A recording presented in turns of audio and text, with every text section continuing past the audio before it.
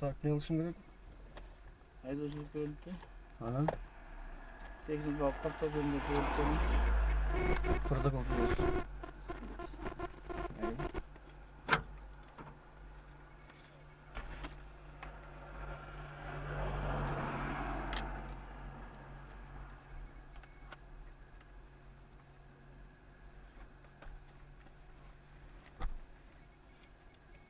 Elli üçte geldim ben.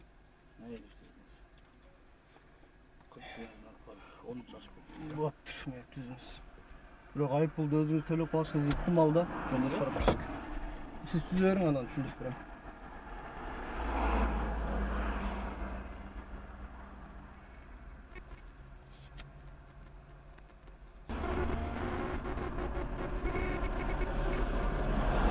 Кайгачылар жазып, эме протокол кылдым да. Кайгачы.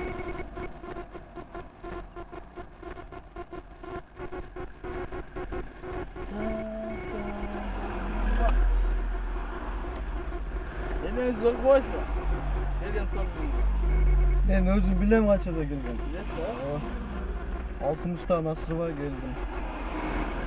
6 konu. Спаба, эми оюнча мен сиздики конечно. Баягы ДДБга турган чоң скорость эмес мына. Караңыз. Ben жолдош прапорщик, мен билем 60'tan aşırıya geldim. Элүү үчтө келдиңиз. Жетпедиңиз. Ошо сизге айтып атпаймынбы 60'tan aşırıya geldim. Анчалык чоң ДДБга турган скорость эмес. ДДБнын алдында турган Yok siz түзөм деп алдыңыз, мен тийиштүү деп негизи болот. түзүп бериңиз, мен сизден талап кылдым. Түзүп бериңиз. Бирок токтомду чыгарбай турасыз, мен макул эмесмин сиздин тарап. Токтомду чыгарбай турасыз, мен макул эмесмин. Сиз түзүп кое бериңиз. Түзүп бер деп настаивать түзүп беребиз. Вы обязаны, раз вы считаете то, что я нарушил правила дорожного движения, превысил скорость, как вы говорите, да, как вы утверждаете, ну составляйте протокол. Вы же обязаны. Негизи эскертип коюп койсо болот, анчы. Эми Эми кийинкиде мындай десеңиз, кийинкиде жазып беребиз деп элечи. Баягы ДДБга алдын атпайбызчы. Ошону баягындай эметпейт элечи. Түзүп бер десең түзүп беребиз. товарищ прапорщик, делайте свою обязанность, выполняйте. Мен сиз түзүп бериңиз же түзүп бербеңиз десем, сиз ага карабайсыз да. Есть закон. Эми биз мындай да баардык эле наказательный баягындай эмес. Составляйте протокол.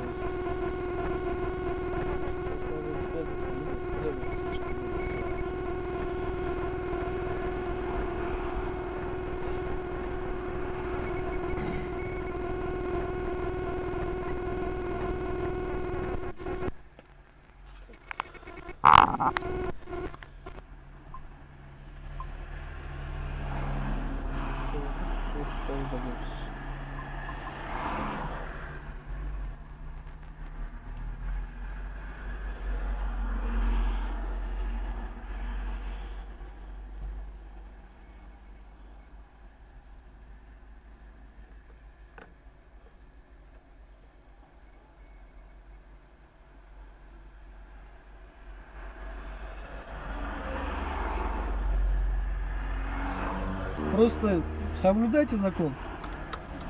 Мен тапкан жокмун сизди ишни. Айтайынчы. Ben sizdi gördüm ama задний видтен камераңызды жандырып алып анан билет тасмага чөнтөгүңүзгө салып алып. Мындай жалган сүйлөгөндөн коркпойсузбу, жолдош прапорщик? Так, мен сизге чындык айтып берейин, а? Siz ölçeğiniz böyle olmalı, siz emeğiniz hiç. Tak. 314 men tanışık ödeyin, ha? Buna sizge protokol tüzüldü.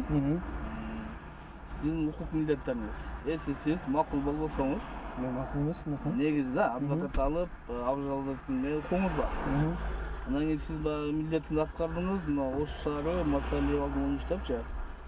Ал милдетиңиз керек да, милдеттүү түрдө жашаган тарагдын эмгегиңизди айтууга милдеттүүсүз.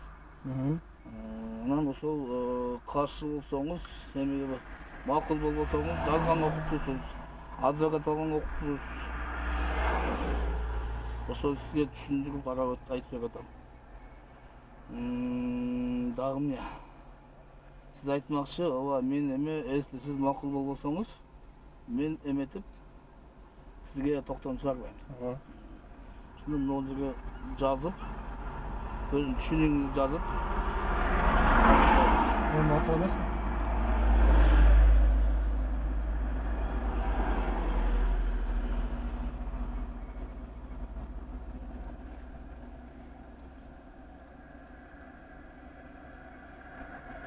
Oldu?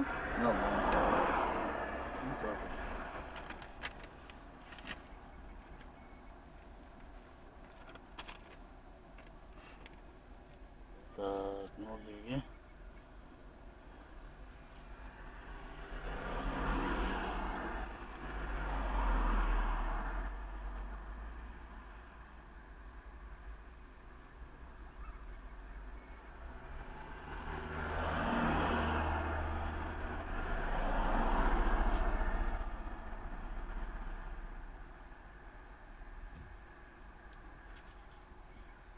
Emege olup kaldım da. Doktorun nemeni göçürmüyorsun. Protokolun göçürmüyorsun. Ondan doktorun çağırgan yok mu? Bak öyle mi? Kopya alışın degene olursanız. Kopyanın degen yani al жерде комиссия sizde emet görüyor lan. Emet çek. Bu жерде токтомдун көчүрмөсүн алдым деп турат да. Паспортно Бул биринчи бетинде протокол бар да. Алырыч. Протоколдун көчүрмөсү бар да. Токтом эмес, анда протоколдун көчүрмөсүн алдым деп оңдош керек да бул жерге. Анда жазып коюңуз, эмне ол жерге өзүңүз кол болучкан эмесиңден протоколдун көчүрмөсүн алдым деп койсоңуз.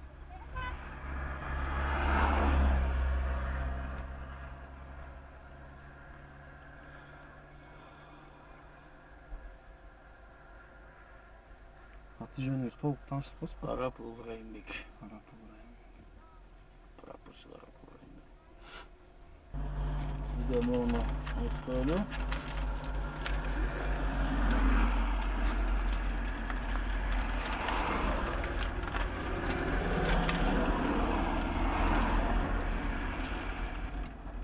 Айыппулдун баасы кандай болуп калат? Басы негизи эме сизге азыр комиссия берет. Негизи 1000 сом. 15 күндүн төлөсөңүз 500 сом болот. Болмок эле. Болмок эле.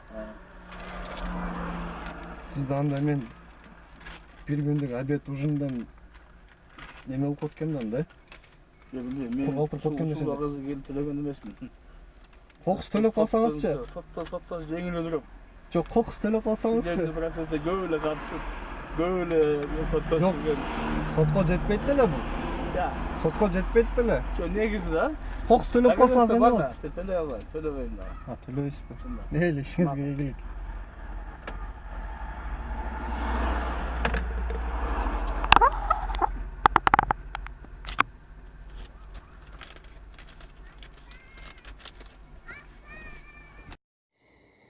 Ассаламу алейкум бекендештер. Жогоруда сиздер көргөн окуя 19 август 2019 жылы эртең мененки саат 14 чамасында Ош шаарында жайгашкан Жапалак конушуна караштуу Малабаев көчөсүнүн кесилишинен сол жака буруп Араван районуна бара жаткан кезде болгон. Адегенде биз бул жагдай боюнча сотко кайрылабыз деген ниетибиз да жок болчу. Болгону жол кыймыл коопсуздугун камсыздоо бөлүмүнө караштуу комиссияга арыз менен кайрылсак, жол эрежесин бузбагандыгыбыз аныкталып чыгат деген ойдо болгонбуз. Макул болбогондун себебин өзүңүздөр көргөндөй, биз Малабаев кесилишинен Араван тарапка бургандан кийин жолдо максималдуу ылдамдыкты чектеген бир да белги болгон эмес. Ошого байланыштуу биз жол эреженин 10-2 пунктун башчылыкка алып, калктуу конушта ылдамдыкты саатына 60 км ашырбай келе жатканбыз. Аталган конуштун башында ылдамдыкты чектеген 3-24 белгиси жана 7-2-1 толуктоочу маалымат белгиси бар экен. Бирок биз бурган кесилиш көчөдө бул белгилердин дубликаты жок болгон. Бурулуштан бургандан кийин бизде физикалык да мүмкүнчүлүк болгон эмес ал жол белгилерди көргөнү. Тилекке каршы Аталган комиссия баш мыйзам болуп эсептелген Конституциянын 26 беренесинин 2 пунктун эске албастан бизге мындай мазмунда официалдуу жооп берди. Ош шаардык ички иштер башкармалыгы боюнча жол кыймыл коопсуздугун камсыздоо бөлүмүнүн бузууларды кароо комиссиясынын чогулушунда каралып, аныкталган жагдайлардын негизинде тагыраак айтканда 3/24 максималдуу ылдамдыкты чектеген 40 жол белгиси жана 7/2/1 2000 метр кошумча жол белгисинин колдонуу зонасында автоунааңызды 53 км/с ылдамдыкта башкарып келгендигиңиз үчүн жана автоунааңызды кайсыл тараптан башкарып келгендигиңизди жол кыймыл коопсуздугун камсыздоо тескөөчүсүнө айтпагандыгыңыз үчүн милициянын прапорщиги Арапулу Райымбек тарабынан сизге карата бузуу жөнүндө протоколу Кыргыз Республикасынын бузуулар жөнүндө кодексинин 123 беренесинин 1 бөлүгү боюнча мыйзам негизинде түзүлгөн деп табылгандыгын маалымдайт. Ал эми биз жогоруда айтып жаткан баш мыйзамдын 26 беренесинин 2 пунктунда мындай деп жазылган: эч ким өзүнүн күнөөсүздүгүн далилдөөгө милдеттүү эмес. Күнөөлүү экенине карата ар кандай шектенүү айыпталуучунун пайдасына чечмеленет. Бул жоопту алгандан соң биз сотко кайрылууну туура деп көрдүк. Жол кыймыл коопсуздугун камсыздоо бөлүмүнүн комиссиясына арыз жазганда биз инспектордун кетирген баардык каталарын жазбагандыктан сотко берген арызыбызда баардык ката кемчиликтерди кошуп жазууга аргасыз болдук. Атап айтканда, биринчиси, инспектор мырза бизди эрежени буздуң деп токтоткондон кийин кайсы жол менен келе жатканыбызды же эмнеге жол эрежесин буздуң деп сураган эмес. Бул анын милдети болчу. Экинчиси, инспектор мырза протоколду толтуруп жатканда алдын ала мага белгисиз болгон бир күбөнүн аты жөнү жазылган протоколду алып келип толтурган. Видеодо ал күбө жок. Үчүнчүсү, инспектор мырза протоколду толтуруп жатканда унаанын мамлекеттик белгисин туура эмес жазып, башка мамлекеттик белгини жазып койгон. Ушул жагдайлардын бардыгын далил катары соттун төрайымына түшүндүрүп берсем, сот инспектордун кыймыл аракетин туура деп эсептеп, менин доо арызымды четке какты. Эми сотторубуз аман эле болушсун. Мына төрайым чыгарган токтом 2 беттен турат. Мөөрү жана колу бар. Мен ушул токтом менен таанышып чыккандан кийин бул токтомдо 8 грамматикалык катаны көрдүм. Бул эми грамматикалык гана ката жана бул бузуулар жөнүндө гана соттук иш. Эми өзүңүздөр элестетиңиздер, башка олуттуу бир иштер боюнча адамдын тагдырына же мамлекеттин келечегине кетире турган бир мындай грамматикалык эмес профессионалдык каталар кетсе эмне болот? Мен соттордун иши боюнча сөз кылбасам дагы өзүңүздөр баарыңыздар билесиздер соттор кандай экенин. Ошого инспектор жөнүндө гана сөз кылалы жана мыйзам жөнүндө. Бузуулар кодексинин 333 берененин 3 бөлүгүнүн негизинде ушул сыяктуу иштер биринчи инстанцияда гана бүтөөрүн баарыбыз билебиз. Бирок 11 сентябрь 2019 жылы Кыргыз Республикасынын Конституциялык палатасы Оштун мыкты юристтеринин бири болуп эсептелген Жороколов Максатбектин кайрылуусу боюнча бул берененин 3 бөлүгү Конституцияга каршы келгендигин тастыктап чыкты. Бул жагдай бизге жана бизге окшогон жарандарга соттун өкүмүн кайра карап чыгууга өбөлгө түзүп жатат. Эми инспектор мырза жөнүндө 1-2 сөз айта кетели. Ал сот отурумунда өзүн тааныштырып жатканда 1996 жылдан бери укук коргоо органдарында кызмат кылып жатканын айтып, өзүн профессионал катары баалап кетти. Төрайым ага сиз айдоочунун кайсы тараптан келгенин сураганы милдеттүү белеңиз деп суроо бергенде, инспектор мырза жок деп жооп берди. Өзүңүздөр жакшы билесиздер, 1284 буйругу бар. Ошол буйрукта мындай деп жазылган: обязанности и права сотрудников подразделений ОБДД предотвращать и пресекать нарушения ПДД со стороны участников дорожного движения, а также иные нарушения, проступки и преступления, выяснять причины и обстоятельства, способствующие их совершению. Бул жерде так дана жазылып турат. Төрайым инспектор мырзага кайсыл жактан келе жатасыз же эмне үчүн жол эрежесин буздуңуз деп сураганы милдеттүү белеңиз дегенде, инспектор мырза жок деп жооп берип жатат. Эгерде мынул буйрук боюнча талдай турган болсок, жок эмес, ооба деп жооп бериш керек эле.